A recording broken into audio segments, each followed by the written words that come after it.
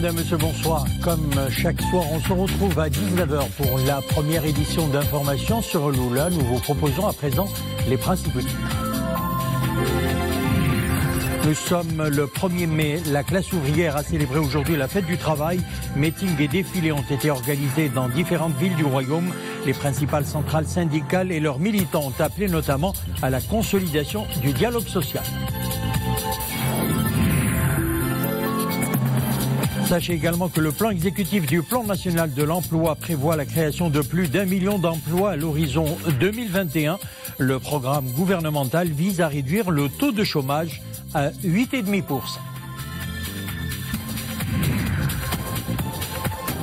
Site naturel propre et préservé, un droit et un devoir, c'est le thème de la 4e campagne nationale de nettoyage des sites naturels. Elle a concerné 22 villes du Royaume. Notre reportage à Casablanca. Et avant de développer ces titres, retenons tout d'abord ce message de félicitations adressé par Sa Majesté le roi Mohammed VI à la présidente de la République des îles Marshall, Hilda Heine, à l'occasion de la fête nationale de son pays. Le Royaume du Maroc a décidé de rompre ses relations avec l'Iran à cause du soutien militaire de son allié, le mouvement Hezbollah, au Polisario. C'est ce qu'a annoncé aujourd'hui le ministre des Affaires étrangères et de la coopération internationale, Nasser Bourita. La décision de rompre les relations avec l'Iran est prise pour des considérations purement bilatérales et n'a aucun lien avec les développements régionaux ou internationaux, a expliqué Bourita. Cette décision n'a pas été prise sous l'influence ou sous pression, a-t-il souligné, lors d'une rencontre avec des représentants de la presse nationale et étrangère, rappelant que le Maroc a repris ses relations diplomatiques avec l'Iran en 2014, alors qu'il avait une crise avec des pays amis du Maroc. Lorsqu'il s'agit de son intégrité territoriale, de sa sécurité nationale et de la sécurité de ses citoyens, le Maroc ne peut qu'être ferme et prendre des décisions claires, a tenu à préciser le ministre des Affaires étrangères et de la coopération internationale. Je viens de rentrer de Téhéran où j'ai eu une rencontre avec le ministre iranien des Affaires étrangères que j'ai informé de la décision du Royaume du Maroc de rompre ses relations diplomatiques avec la République islamique d'Iran, a affirmé M. Bourita. L'ambassadeur de Sa Majesté le Roi à Téhéran a quitté ce jour l'Iran et je vais recevoir le chargé d'affaires de l'ambassade d'Iran dans 30 minutes pour lui demander de quitter le Royaume du Maroc sans délai, a ajouté le ministre des Affaires étrangères et de la coopération internationale. Cette décision est une réaction à une implication confirmée de l'Iran à travers le Hezbollah dans une alliance avec le Polisario contre la sécurité nationale et les intérêts supérieurs du Royaume du Maroc, a souligné le ministre. Le Maroc dispose de preuves irréfutables, des noms identifiés, des faits précis qui corroborent et cette connivence entre le Polisario et le Hezbollah contre les intérêts supérieurs du Maroc, a-t-il ajouté.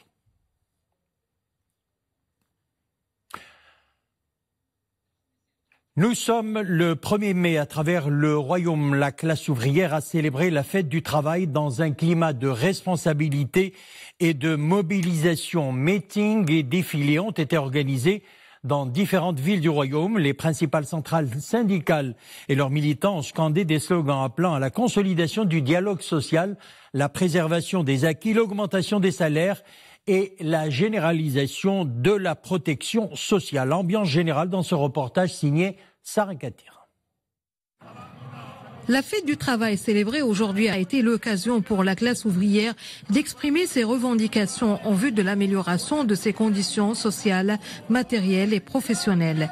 Les travailleurs affiliés aux différentes centrales syndicales ont participé aux défilés qui ont sillonné les artères de la capitale économique et participé aux meetings populaires organisés à cette occasion. La préservation des droits des travailleurs, le respect des dispositions du Code de travail et la liberté syndicale sont autant de revendications formulées lors de cette journée commémorant la fête du travail.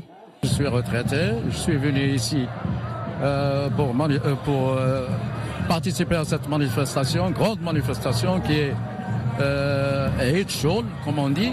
Aujourd'hui, on est là, c'est pour une chose, pour montrer notre poids, pour montrer notre force syndicale. On a trop de besoins, on a beaucoup de réclamations, surtout la femme, au sein de son travail. Les conditions de travail qui sont devenues très pénibles. Et qui va voir ça si on ne se manifeste pas aujourd'hui?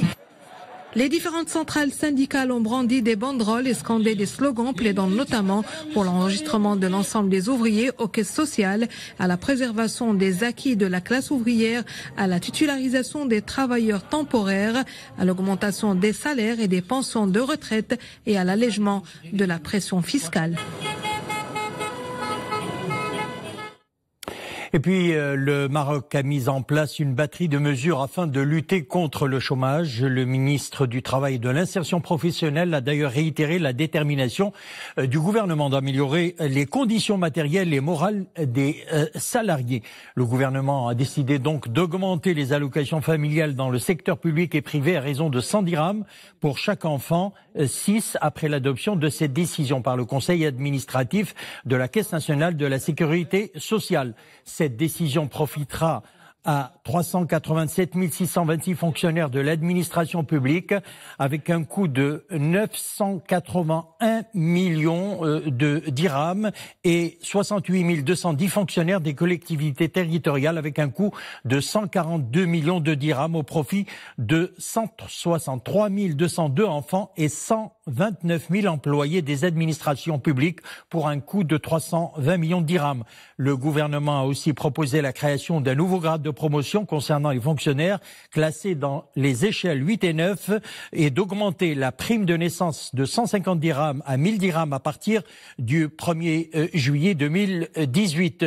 Le gouvernement est déterminé à œuvrer pour améliorer les conditions des travailleurs. Le gouvernement a proposé également une hausse des salaires des fonctionnaires de l'État, des collectivités territoriales et des établissements publics à caractère administratif classés dans les échelles de 6 à 9 et dans les échelons de 1 à 5 de l'échelle 10. Cette augmentation qui ne dépassera pas 300 dirhams sera versée donc sur 3 ans à partir du 1er janvier 2019. Et puis, le programme exécutif du Plan national de l'emploi prévoit la création de 1,2 million d'emplois à l'horizon 2021, ainsi que le maintien du taux d'activité à plus de 46%. Le programme gouvernemental vise d'ailleurs à réduire le taux de chômage à 8,5%. Ahmed Alaoui, Mohamed Aïtlachkar. Le plan national de l'emploi porte sur la création de pas moins d'1 200 000 emplois à l'horizon 2021, donc dans les 3 prochaines années. C'est un plan qui prend en considération les propositions contenues dans la stratégie nationale de l'emploi. Stratégie établie suite à un diagnostic profond de la situation du marché de l'emploi. Tout comme il prend en considération le plan gouvernemental en matière d'emploi, ainsi que les projets des régions en la matière. Le plan national de l'emploi se décline en 5 orientations stratégiques qui vont de l'adaptation de l'enseignement et de la formation aux exigences du marché de l'emploi, à la stimulation des investissements pour la création de postes d'emploi. Le plan national vise effectivement la création d'1 200 000 postes d'emploi à travers notamment l'amélioration de l'employabilité et des conditions d'accès à l'emploi pour 1 million de chercheurs d'emploi. Il vise également le soutien et la création d'emplois pour 500 000 personnes. Et enfin, la création de 200 000 très petites entreprises pour stimuler l'emploi. Le plan national de l'emploi se base également sur les opportunités d'emploi que créent les plans sectoriels de développement, et notamment l'accélération industrielle. À elle seule, l'accélération industrielle devrait créer 400 000 postes d'emploi à l'horizon 2021. Quant à la vision 2020 du tourisme, elle devrait créer 80 000 autres postes d'emploi.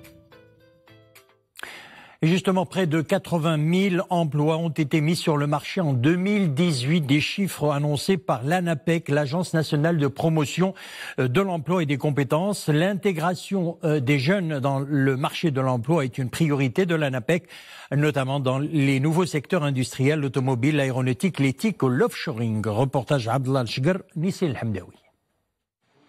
L'Agence nationale de promotion de l'emploi et des compétences tend sa main aux jeunes chercheurs d'emploi.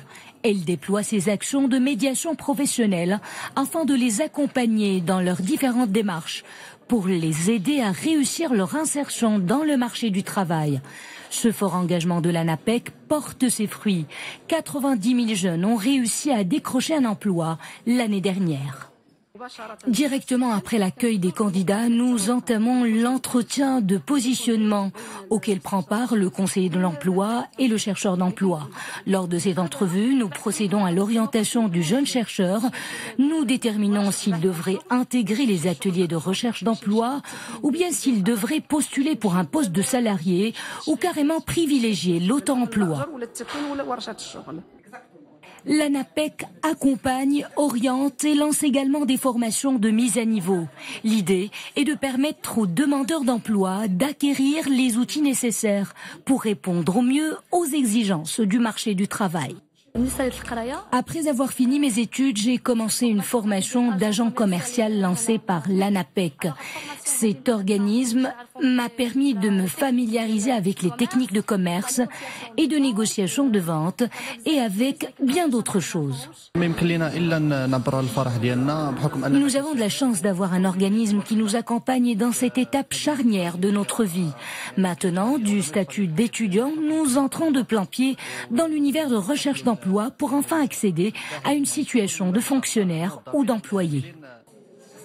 L'Agence nationale de promotion de l'emploi et des compétences s'investit également dans la facilitation de la création des petites entreprises et dans l'encouragement des activités génératrices de revenus. Tous ces efforts entrent dans le cadre de la mise en œuvre du plan national de promotion de l'emploi. Des milliers de personnes se sont mobilisées dans les rues de nombreuses villes à travers le monde à l'occasion de ce 1er mai, de Séoul à Istanbul, en passant par Moscou et Manille. Des milliers de personnes ont défilé à l'occasion des traditionnelles manifestations de la fête du travail. Des milliers de personnes se sont mobilisées dans les rues de nombreuses villes en France. À Paris, des milliers de personnes se sont donné donc rendez-vous place de la Bastille pour manifester et scander des slogans pour leurs revendications salariales. Même son de cloche en Espagne, en Allemagne, aux États-Unis, en Asie et un peu partout à travers le monde. L'OLP réunit son parlement à Ramallah en Cisjordanie. Dans un discours devant le Conseil national palestinien, le président Mahmoud Abbas a appelé à éloigner les enfants de la frontière entre la bande de Gaza et Israël, théâtre d'affrontements entre manifestants palestiniens et forces d'occupation israéliennes. Une réunion sur fond de tension avec Washington après l'annonce du transfert de l'ambassade américaine de Tel Aviv à Al-Quds. C'est la première réunion depuis 22 ans pour tenter d'afficher une image d'unité face à Israël et les États-Unis, malgré les absences et les divisions internes.